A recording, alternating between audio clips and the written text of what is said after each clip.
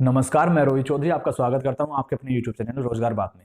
दोस्तों, आज की हमारी क्लास राष्ट्रपति पर रहने वाली है। राष्ट्रपति के बारे में कहां से कहां तक बताया गया है? राष्ट्रपति के बारे में अनुच्छेद 52 से 62 तक बताया गया है। राष्ट्रपति के बारे में कहां से कहां तक बताया गया है? तो भैया राष्ट्रपति के बारे में बताया गया है अनुच्छेद 52 से 62 तक। अनुच्छेद 52 से 62 तक, ठीक है, 52 से 62 तक। एक बात क्लास शुरू करने से पहले बता दे रहा हूं, अगर आपने इससे पहले क्लास नहीं ली है तो आपको ये जल्दी समझ में नहीं आने वाली। डिस्क्रिप्शन में मैंने उसका लिंक दे दिया, वहां जाकर आप उसको देख सकते हैं। क्या बताया गया इसमें? राष्ट्रपति के बारे में अनुच्छेद 52 में क्या बताया गया? देखो, राष्ट्रपति जो होता है भारत का प्रथम नागरिक होता है, ठीक है। अगर कभी ऑब्जेक्टिव बन जाए ये कि भारत का प्रथम नागरिक राष्ट्रपति होता है, ठीक है। तीनों सेनाओं का प्रमुख कौन होता है? राष्ट्रपति। सेनापति कौन होता है? प्रमुख सेनापति कौन होता है? राष्ट्रपति होता है, ठीक है। अनुच्छेद 52 में इसके पद के बारे में ही बताया गया, ठीक है। अनुच्छेद 52 में क्या बताया? इसके पद के बारे में बताया गया, ठीक है। ये तीनों सेनाओं में प्रमुख होता है, संविधान का प्रमुख होता है, ठीक है। संविधान का प्रमुख होता है, तीनों सेनाओं का सर्वोच्च सेनापति होता है, ठीक है। और भारत का प्रथम नागरिक होता है, ठीक है। कौन? राष्ट्रपति। क्लियर? अनुच्छेद 52 क्लियर? इतनी बात है क्लियर। उसके बाद बात चलती है अनुच्छेद 53 की। अनुच्छेद 53 में क्या बताया गया है? अनुच्छेद 53 में बताया गया है संघ की कार्यपालिका के प्रमुख होता है, ठीक है। संघ की जो कार्यपालिका होती है उसका प्रमुख कौन होता है? राष्ट्रपति होता है। अब एक बात बताओ, मैंने कार्यपालिका के बारे में आपको कल बताया है, तो आप अगर आपको कार्यपालिका या इनके न्यायपालिका के बारे में, विधायिका के बारे में अभी भी कोई कंफ्यूजन है तो आप मैंने डिस्क्रिप्शन में उसकी लिंक डाल दिया है क्लास, वहां जाकर आप उसको देख सकते हैं। अभी होता क्या है 53 में? देखो, 53 में मैंने बताया अभी कि संघीय कार्यपालिका प्रमुख होता है, ठीक है। लेकिन अगर वास्तविक प्रमुख की बात आ जाए तो वास्तविक प्रमुख कौन होता है? वास्तविक प्रमुख होता है प्रधानमंत्री। वास्तविक प्रमुख कौन होता है? संघ की कार्यपालिका का जो वास्तविक प्रमुख होता है वो प्रधानमंत्री होता है। लेकिन अगर आपसे औपचारिक रूप से पूछ लिया जाए, ऑफिशियल रूप से पूछ लिया जाए तो प्रमुख कौन होगा भैया? तो वो होगा राष्ट्रपति, संघ की कार्यपालिका, ठीक है। कि सिग्नेचर वगैरह, हस्ताक्षर वगैरह जो कार्य होगा वो इसका होगा, किसका? राष्ट्रपति का। क्लियर है इतनी बातें? हालांकि अभी जो रिट के बारे में बताऊंगा, कैसे कैसे वो अपनी रिट जारी करता है, अध्यादेश जारी करता है, सभी के बारे में बताऊंगा राष्ट्रपति से आपको मैं। सवाल क्वेश्चन तो आपको कोई छूटने वाला ही नहीं दोस्तों। अगर आप लगे रहो ना ईमानदारी से, अगर आप पढ़ रहे हो ना, तो इतना पढ़ा दूंगा मैं कि आपको कोई भी एग्जैक्ट, चाहे वनडे एग्जाम हो, पीछे से लेवल हो, कोई भी एग्जाम अगर ऑब्जेक्टिव करके बनता है तो आपको कोई क्वेश्चन छूटने वाला नहीं है दोस्तों, इतनी मैं गारंटी दे रहा हूँ। आपको बस मेरे साथ लगे रहना, मेहनत करनी है। 53 में क्या बताया गया है? 53 में बताया गया है इसकी कार्यपालिका के बारे में। संघ की कार्यपालिका उसका प्रमुख होगा, ठीक है। अपने अधीनस्थ जो अधिकारी होंगे उनके सहयोग से कोई कार्य करेगा, उनकी सहायता से कार्य करेगा। अधीनस्थ अधिकारी मतलब जैसे प्रधानमंत्री हो या उसकी मंत्री परिषद के हेल्प से, सहायता से, ठीक है। क्लियर? कोई दिक्कत? 53 क्लियर। उसके बाद बात चलती है 54 की। अब देखो यहाँ से मेन 54 में बहुत मेन आपको ध्यान देना है। 54 में क्या बताया गया? 54 में बताया गया है राष्ट्रपति के निर्वाचन के बारे में, ठीक है। राष्ट्रपति के निर्वाचन के बारे में बताया गया है अनुच्छेद 54 में, कैसे कैसे निर्वाचन होगा। राष्ट्रपति का जो निर्वाचन होगा वो निर्वाचक मंडल के द्वारा होगा, ठीक है। किसके द्वारा? निर्वाचक मंडल के द्वारा होता है राष्ट्रपति का निर्वाचन, ठीक है। निर्वाचक मंडल के द्वारा। अब भैया इनमें ये भी बता दो कि इसमें होता क्या क्या है, निर्वाचक मंडल में कौन कौन होते हैं, तो बता रहा हूं मैं। निर्वाचक मंडल में कौन कौन होता है भैया? निर्वाचक मंडल में लोकसभा होते हैं, लोकसभा के निर्वाचित सदस्य, लोकसभा के निर्वाचित सदस्य प्लस राज्यसभा के निर्वाचित सदस्य होते हैं, ठीक है। राज्यसभा के निर्वाचित सदस्य प्लस विधानसभा के सदस्य होते हैं, ठीक है। विधानसभा के सदस्य होते हैं। अब एक बात बताओ, ये विधान परिषद क्यों नहीं लिखा मैंने यहाँ? क्योंकि विधान परिषद अभी सभी राज्यों में नहीं है ना, विधान परिषद सभी राज्यों में नहीं है, इसीलिए क्या होता है विधान परिषद के सदस्य के निर्वाचक मंडल में भाग नहीं लेते हैं, ठीक है। लोकसभा और राज्यसभा के सदस्य जो एमपी बोलते हैं उनको, है ना, वे होते हैं, वो इसका निर्वाचन करते हैं, ठीक है। किसका? राष्ट्रपति साहब का। एमएलए इसके होते हैं, लोकसभा के सदस्य एमएलए होते हैं, ठीक है। अभी मैं आपको बता दूं, 2 केंद्र शासित प्रदेश ऐसे हैं जिनको निर्वाचन मंडल में शामिल कर लिया गया। वो कौन कौन से हैं? एक तो है दिल्ली और एक पुदुचेरी। इनको कब मिला गया है? इनको मिलाया गया 70वें संविधान संशोधन 1992 के द्वारा। 70वें संविधान संशोधन 1992 में इनको क्या किया गया? इनको भैया मिला लिया गया है निर्वाचक मंडल में राष्ट्रपति का निर्वाचन करने के लिए, ठीक है। क्लियर है? कोई दिक्कत? इतनी चीजें क्लियर। अभी क्या होता है देखो, राष्ट्रपति का जो निर्वाचन होता है ना, ये निर्वाचन करते हैं एमपी एमएलए, ठीक है। अभी इसमें लोकसभा में और राज्यसभा में राष्ट्रपति पर को क्या अधिकार है कि वो अपने जो कला के क्षेत्र में, किसी विशेष क्षेत्र में अगर किसी व्यक्ति को ख्याति प्राप्त है, ठीक है, तो वो क्या कर सकते हैं? राष्ट्रपति उसको लोकसभा या राज्यसभा में शामिल कर सकते हैं, ठीक है। संसद में कितने? 14 व्यक्ति कुल होते हैं। आपने पढ़ा होगा कि 14 व्यक्तियों को क्या अधिकार है? राष्ट्रपति को अधिकार है कि 14 व्यक्तियों को संसद में शामिल कर सकता है, ठीक है। संसद में शामिल कर सकता है 14 व्यक्तियों को। अभी क्या हो, जो व्यक्ति उसने शामिल किए हैं राष्ट्रपति ने लोकसभा या राज्यसभा में, उनको इस राष्ट्रपति को मत डालने का अधिकार नहीं है। उनको क्या अधिकार नहीं है, वो राष्ट्रपति के निर्वाचन में उनको उनको मत नहीं डाल सकते। किसको? राष्ट्रपति साहब को। क्यों नहीं डाल सकते? अभी एक बात बताओ, जैसे इसने 14 व्यक्ति अपने मन से चुने हैं, ठीक है, अगर मैं किसी व्यक्ति को अपने मन से चुन रहा हूँ, ठीक है, और कल के दिन को मैं किसी मतलब पद पर खड़ा हो रहा हूँ चुनाव लड़ने के लिए, ठीक है, फिर से चुनाव लड़ने के लिए अगर खड़ा होता हूँ मैं राष्ट्रपति का, तो क्या होगा? क्या अगर वो मुझे, जाहिर सी बात है कि वो तो मुझे ही वोट देंगे ना, क्योंकि मैंने उनको चुना है, ठीक है, तो वो क्या करेंगे? मुझे ही वोट देंगे। तो इसीलिए संविधान में कहा गया है कि किसी भी व्यक्ति, अगर कोई राष्ट्रपति किसी भी व्यक्ति का मनोनयन करता है, उसको मनोनीत करता है, तो वो क्या है? वो मत नहीं डाल सकते, वो अपना राष्ट्रपति को मत नहीं दे सकते। क्लियर है? क्योंकि यहाँ पक्षपात हो जाएगा, ठीक है, वो राष्ट्रपति को ही अपना वोट दे देंगे। क्लियर? क्लियर ये बात है? क्या होता है? इन व्यक्तियों को अधिकार नहीं होता। और राष्ट्रपति को एक अधिकार और होता है, वो क्या करते हैं? जो एंग्लो इंडियन होते हैं ना, जो एंग्लो इंडियन होते हैं, उनको भी तो मतलब अपने मन से मनोनीत कर सकते हैं एंग्लो इंडियन को। तो एंग्लो इंडियन का भी क्या है? एंग्लो इंडियन को भी इनको मत डालने का अधिकार नहीं है राष्ट्रपति साहब को, ठीक है। एंग्लो इंडियन कौन होते हैं? आपकी बता दे रहा हूँ आपको, एंग्लो इंडियन कौन होते हैं भैया? तो एंग्लो इंडियन होते हैं जो पहले यूरोपियन वासी हमारे भारत में जो गुलाम बना हुआ था हमारे देश को, तो होता क्या था, जो भारत की महिलाएं, लड़की, स्त्रियां होती थी, तो उनकी शादी जो यूरोप वासियों से की जाती थी, ठीक है। तो वो क्या करते थे? अंग्रेज जो थे, वो जो हमारे भारतवासी थे, उनकी लड़कियों को, मतलब जो स्त्री थी, उनको छोड़कर जब देश आज़ाद होता है तो वो कहाँ चले जाते हैं? यूरोप चले जाते हैं, ठीक है। और उनसे, स्त्रियों से जो बच्चे पैदा होते हैं ना, उनको हम क्या बोलते हैं? उनको एंग्लो इंडियन बोलते हैं, ठीक है।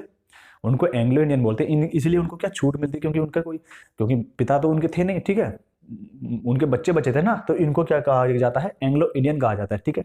क्लियर है? कौन होते हैं एंग्लो इंडियन? जो यूरोप वाले लोग थे, उनके जो संतान यहाँ पैदा हुई और वो अपने देश वापस चले गए, उन बच्चों को क्या बोलते हैं? हम एंग्लो इंडियन बोलते हैं। क्लियर है? कोई दिक्कत? चलो, निर्वाचक ये Anglo Indian clear. Lok Sabha, Rajya Sabha कितने सदस्य कैसे कैसे, तो ये क्लियर। अब बात चलती है हमारी, जो निर्वाचन होता है ये होता कैसे कैसे? देखो, राष्ट्रपति का जो हम निर्वाचन करते हैं वो हम तो करते नहीं है, क्योंकि हम थोड़ी करते हैं। राष्ट्रपति का निर्वाचन कैसे होता है? अप्रत्यक्ष रूप से होता है। राष्ट्रपति का निर्वाचन कैसे होता है? अप्रत्यक्ष रूप से होता है। उसका निर्वाचन हम नहीं करते। उसका निर्वाचन कौन करता है? जो हमारे द्वारा चुने गए लोग होते हैं, जैसे सांसद होते हैं, विधायक होते हैं, वो क्या करते हैं? वो करते हैं निर्वाचन राष्ट्रपति साहब का, ठीक है। तो ये कैसे हो रहा है? अप्रत्यक्ष रूप से हो रहा है, हम थोड़ी कर रहे हैं, ठीक है। तो इसी को बोलते हैं अप्रत्यक्ष रूप से उनका चुनाव होता है। और राष्ट्रपति के चुनाव में 3 वर्ड आपने सुने होंगे। एक तो आनुपातिक प्रतिनिधित्व प्रणाली, आनुपातिक प्रतिनिधित्व प्रणाली, आनुपातिक प्रतिनिधित्व प्रणाली, प्रतिनिधि प्रणाली, प्रणाली, ठीक है, प्रणाली लिख सकते हैं। और उसके बाद चलती है एकल हस्तांतरणीय या एकल संक्रमणीय, एकल संक्रमणीय मत प्रणाली। अब ये क्या होता है? मणनीय मत प्रणाली, ठीक है। और भैया एक होता है गुप्त मतदान के द्वारा, ठीक है। आनुपातिक प्रतिनिधित्व के एकल संक्रमणीय मत प्रणाली द्वारा गुप्त मतदान होता है, ठीक है। देखो मैं बोलना क्या चाह रहा हूँ, मेरी बात को सुनो। राष्ट्रपति का जो निर्वाचन होता है वो कैसे होता है? एक आनुपातिक प्रतिनिधित्व प्रणाली के एकल संक्रमणीय मत प्रणाली में गुप्त मतदान द्वारा क्या होता है? राष्ट्रपति का निर्वाचन होता है, ठीक है।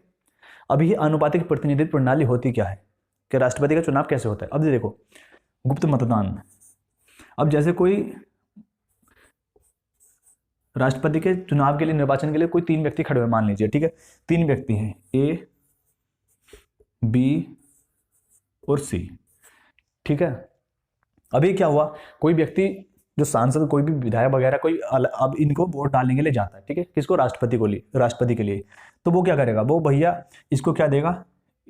बी को देगा दूसरा स्थान, पहला स्थान, दूसरा स्थान, कोई भी मान लीजिए। अब उसने ए को क्या दिया? दूसरा स्थान, और पहला स्थान देगा वो बी को, ठीक है। वो इसमें जो राष्ट्रपति का निर्वाचन होता है ना दोस्तों, वो डायरेक्ट किसी एक व्यक्ति को कोई भी मतदान नहीं कर सकता। अगर 3 उम्मीदवार खड़े हैं तो तीनों उम्मीदवार को उनको वोटिंग करनी है, उनको वरीयता के हिसाब से उनको क्या करनी होती है? वोटिंग करनी होती है। अगर कोई 3 उम्मीदवार इलेक्शन के लिए खड़े हुए हैं तो तीनों ही उम्मीदवार को वोट डालना है, लेकिन उनको क्या करना है? बस उनको पहले स्थान पर रखना है, दूसरे स्थान पर, तीसरे स्थान पर, ऐसे वरीयता देनी है, ठीक है। क्लियर है? तो पहले स्थान पर रख दिया भैया किसी ने बी को, कि पहले स्थान पर बी का स्थान आना चाहिए, भाई साहब पहले नंबर पर बी जीतना चाहिए, ठीक है। और दूसरे स्थान पर अगर किसी वजह से बी नहीं जीतता है तो दूसरे स्थान पर भाई ए जीत जाए, तीसरा सी तो बिल्कुल 3rd नंबर पे आना चाहिए, ठीक है। ये तो मजबूरी है कि तीसरा नंबर देने सबको है, वोटिंग सबको करनी है। उसने क्या किया भैया? तीसरे नंबर पर उसने सी को रख दिया, ठीक है। कोई अगला व्यक्ति जाता है, अगले व्यक्ति ने क्या किया भैया, ए को दिया तीसरा स्थान, ठीक है, ए को तीसरा स्थान, और उसने क्या किया, उसने बी को, यार बी सही है, चलो बी को कर देते हैं हम पहला स्थान, ठीक है, और सी को क्या कर दिया, सी को दूसरा स्थान कर दिया, ठीक है, क्लियर, यहाँ तक कोई दिक्कत। अभी कोई तीसरा व्यक्ति वोट करने के लिए जाता है, उसने क्या किया भैया, उसने इसमें देखा यार चल ए को हम दूसरा स्थान देते हैं, ए को दूसरा स्थान, बी को क्या करते हैं, बी पहले नंबर पर नहीं आना चाहिए, बी तीसरे नंबर पर आना चाहिए, बी किस नंबर पर, तीसरे नंबर पर आना चाहिए, और सी फिर क्या है बचा, सी पहले स्थान पर आना चाहिए, क्लियर है, कोई दिक्कत। तीनों व्यक्ति ने वोटिंग कर दी, ठीक है। अब कुछ अगला व्यक्ति भी जाएगा, अगला व्यक्ति ने क्या किया भैया, अगला व्यक्ति देखता है यार मैं क्या करूं, मुझे करना है भैया, इसको पहला स्थान दे रहा हूं, चलो ए को पहला स्थान दे दिया, ठीक है, और इसको क्या कर दूं मैं, इसको दे दूं भैया मैं दूसरा स्थान, क्लियर, और इसको दे दिया मैंने तीसरा स्थान, ठीक है। अब एक बात बताओ, ये तो इन्होंने कर दी वोटिंग, ठीक है। अब जब हम वोटिंग इनको मतलब गिनेंगे, उनके मतों को गिनेंगे, सबसे पहले देखेंगे हम पहले स्थान पर कितने, अगर किसी व्यक्ति को पहले स्थान पर कितने व्यक्तियों ने रखा है, ठीक है, जितने ज़्यादा व्यक्ति को रखा जाएगा पहले स्थान पर उसी हिसाब से उनकी वोटिंग होती है। अब एक बात बताओ, एक बी को कितने स्थान पर रखा गया, सी को कितने स्थान पर, सी को एक बार मिला पहला मत, ठीक है, पहले जो स्थान पर रखा गया एक बार रखा गया, और बी को रखा गया है 2 बार, ठीक है, तो यानी कि बी हमारा जीत गया भैया, बी का पहला स्थान बी जीत गया, ठीक है, बी की क्या होगी, विजय होगी। अभी ए को भी क्या स्थान मिला है, ए को भी पहला स्थान मिला है, और इसको भी एक ही बार रखा गया, ठीक है, सॉरी इसको दूसरे स्थान मिला है, इसको एक टाइम रखा गया, इसको एक टाइम रखा गया, इसको 2 टाइम रखा गया, तो बी की जीत पक्की, क्लियर है।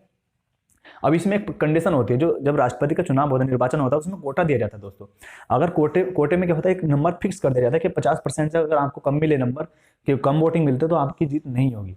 कोटा कैसे होता है, आपको फॉर्मूला में अगर बता दूं कोटा क्या होता है, देखो कोटा कैसे मिलता है राष्ट्रपति का,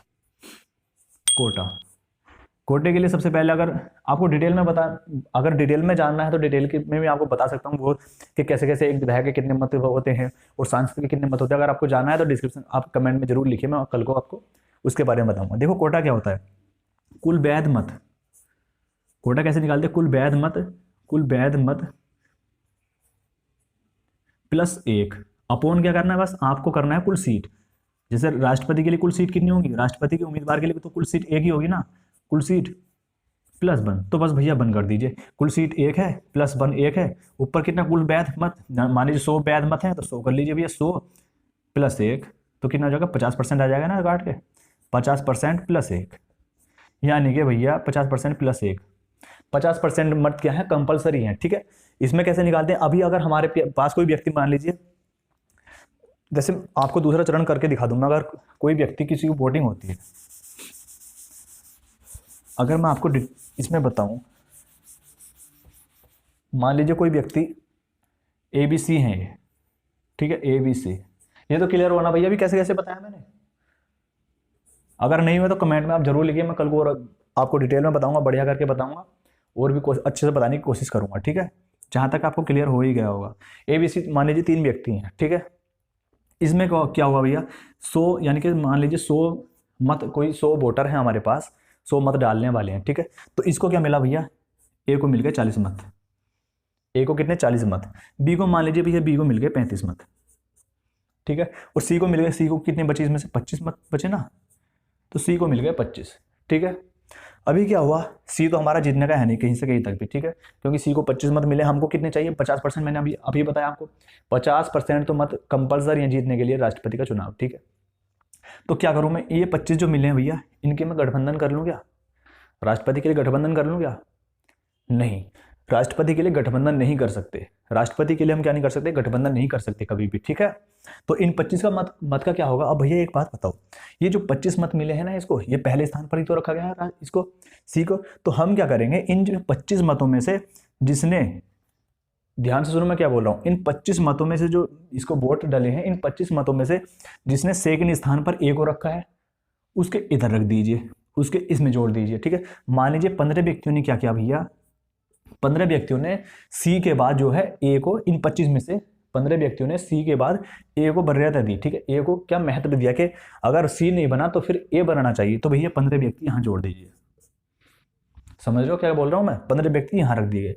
आगे कितने बचते हैं भैया, 10 व्यक्ति, 10 व्यक्तियों ने कहा कि भैया अगर ये नहीं बनता हमारा, तो अगर हमारा सी नहीं बनता तो हमारे हिसाब से बी बनना चाहिए, 10 भैया हमने ये इधर लिख दिए, ठीक है, सेकंड स्थान पर। अभी क्या हुआ, इसके मत कितने हो गए 55% या 55, ठीक है। इसके कितने हो गए, इसके 45, ए जीत गया, ठीक है। ए क्या हुआ, ए जीत गया। इसी को क्या बोलते हैं हम, एकल संक्रमणीय मत प्रणाली बोलते हैं इसी को।